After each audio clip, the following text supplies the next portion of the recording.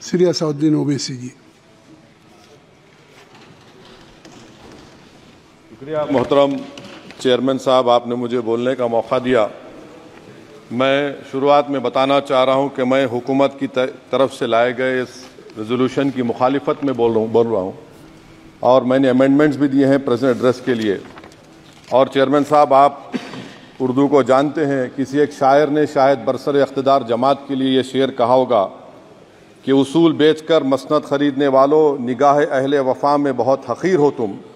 वतन का पास तुम्हें था न होगा कभी कि अपने हिर्स के बंदे हो, बेज़मीर हो तुम। इज़्ज़त नफ्स किसी शख्स की महफूज नहीं, अब तो अपने ही निगहबानों से डर लगता है। डंके की चोट पे जालिम को बुरा कहता हूँ, मुझे सूली से न जिंदानों से डर लगता है। मोहतरम चेयरमैन साहब, मैं आज इन लोगों की तरफ से बोल रहा हूँ जो दिखते तो हैं, जिनके बारे में बात तो होती है मगर उनकी कोई नहीं सुनता। मैं उनके बारे में बोल रहा हूँ जिनके बारे में वज़ीर आज़म मोदी ने कहा था कि घुसपैठी है। मैं उन बेटियों और माओं के बारे में कह रहा हूँ जिनके बारे में मोदी ने कहा कि ज़्यादा बच्चे पैदा करते। मैं उन मासूम नौजवानों के बारे में कह रहा हूँ जिनको मॉब लिंचिंग के ज़रिए मारा जा रहा है। मैं उन बेज़ुबान माँ और बाप के बारे में बोल रहा हूँ जिनकी औलाद आज इस हुकूमत के गलत कानून के चक्कर में जेलों में सड़ रहे हैं। सर, मैं दस्तूर जब इस ऐवान में बन रहा था, संविधान बन रहा था, तो उस वक्त अलहदा वोटर लिस्ट और इंतखाबी रिजर्वेशन की बात आई तो उस वक्त के हमारे फाउंडिंग फादर्स ने, हमारे बुजुर्गों ने, दोनों समुदाय के हिंदू और मुसलमानों ने फैसला किया कि हम इस पर राजी नहीं होंगे। बल्कि उन्होंने क्या कहा था हमारे फाउंडिंग फादर्स ने, उन्होंने मुखालिफत की थी अलहदा वोटर लिस्ट की और इंतखाबी रिजर्वेशन की। उन्होंने कहा था, I quote sir, it is the duty of majority community to ensure that minorities are elected in the representative numbers. BJP मुसलमानों की नफरत पर जीतती है और मुसलमानों के नाम निहाद मसीहा मुसलमानों के 90% ज़्यादा वोट हासिल करते हैं, मगर फिर भी इस ऐवान के दरवाजे नहीं खुलते मुसलमानों के लिए और सिर्फ 4% मुसलमान जीत कर आते हैं। सर, संविधान सिर्फ एक किताब नहीं है जिसे चूमा जाए, संविधान एक किताब नहीं है जिसे दिखाया जाए, संविधान एक सिंबल भी है, मगर संविधान एक हमारे बुजुर्गों के ख्वाबों की किताब है। हमारे जमहूरियत को हमारे बुजुर्गों ने इस तरह समझा, हमारे फाउंडिंग फादर्स ने इस तरह जमहूरियत को समझा कि इसमें हर समुदाय और मजहब और समाज के मानने वाले लोगों की राय को शामिल किया जाएगा इस मुल्क को चलाने के लिए। मगर इस ऐवान में सिर्फ 4% मुसलमान जीत कर आते हैं। मैं संविधान से जो मोहब्बत के दावे करते हैं उनसे कहूंगा कि कभी उठाकर पढ़ो कॉन्स्टिट्यूएंट असेंबली डिबेट्स में कि नेहरू ने, HC मुखर्जी ने, सरदार हुकुम सिंह ने माइनॉरिटीज के बारे में क्या कहा था। सर, वतन अजीज का मुस्तकबिल कैसा होगा जब बीजेपी मुझे गायब करना चाहती है और दीगर हिज़्ब इख्तिलाफ की पार्टियां के लिए मेरा वजूद सिर्फ वोट डालना और अपनी खबर में जाकर सो जाना है। इसीलिए आप देखते हैं कि समाजी इंसाफ है सर कि 4% मुसलमान जीत कर आते हैं। सर, इस ऐवान में OBC समाज के MP अब अपर कास्ट के MP के बराबर हो चुके हैं। OBC समाज के MP अब अपर कास्ट MP के बराबर हो चुके हैं और 14% मुसलमान सिर्फ 4% जीत कर आते हैं। CSDS का डेटा यह बताता है कि इस मुल्क में जो वोट बैंक है, जो एक मुश्त वोट डालता है, वो अपर कास्ट का है। मुसलमान का कभी ना वोट बैंक था ना कभी रहेगा। सर, 4 जून के बाद 6 मुसलमानों की मॉब लिंचिंग हुई। 11 घरों को मध्य प्रदेश में मोदी के बुलडोजर ने निस्तो नाबूद कर दिया। हिमाचल प्रदेश में एक मुसलमान की एक दुकान को लूट लिया गया और हिज़्ब इख्तिलाफ की पार्टियों की तरफ से सन्नाटा है।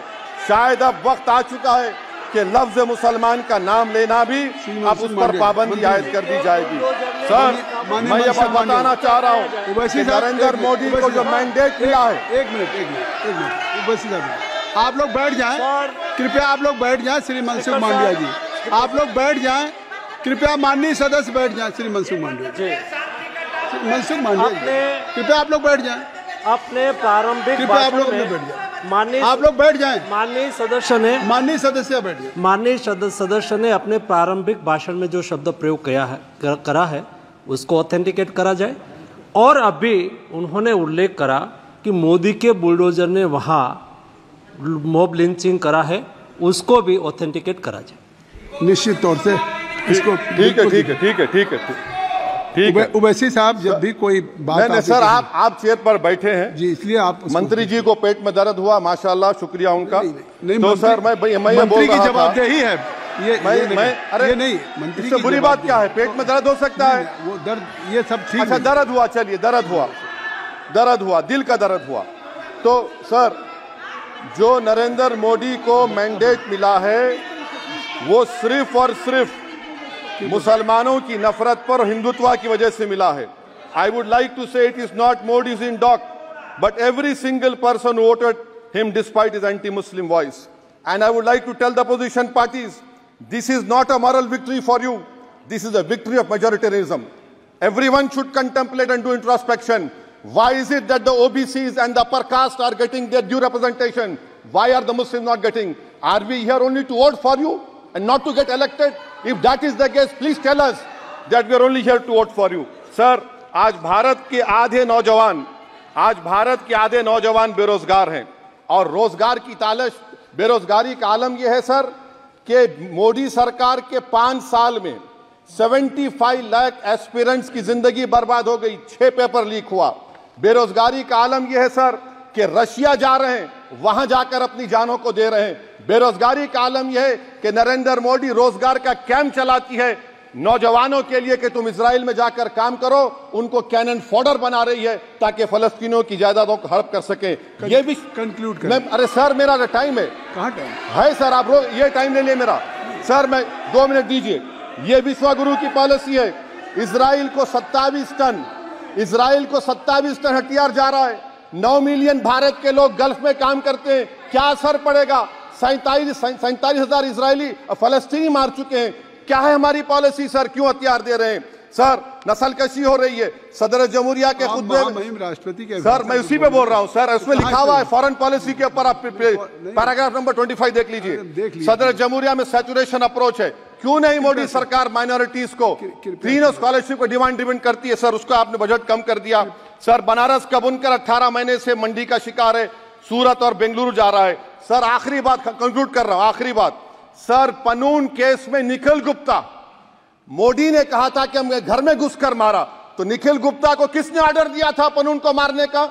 अगर नहीं दिया तो उसको बचाइए, और अगर दिया नहीं तो फिर उस पर पीएमएलए क्यों नहीं लगाते? और सर समाप्त करो। कमेटी बनाई आपने, उसका क्या हुआ सर? हम एससीओ को नहीं जा रहे सर। मैं आपको बता रहा हूं कि मैं अपनी इस तकरीर को टीपू सुल्तान की नजर, सुनिए सर, अब हो गया खत्म कर रहा हूं सर। मैं अपनी तकरीर को टीपू सुल्तान के नजर कर रहा हूं। ये टीपू सुल्तान की फोटो है, क्या आप इससे भी नफरत करेंगे सर? ये संविधान में टीपू सुल्तान की फोटो है जिस पर वल्लभ भाई पटेल ने साइन किया, श्यामा प्रसाद मुखर्जी ने साइन किया। ये आपकी नफरत है सर। आखिर में मैं अपनी बात को खत्म कर रहा हूं इस शेर पर कि क्या दिन दिखा रही है सियासत की धूप छांव।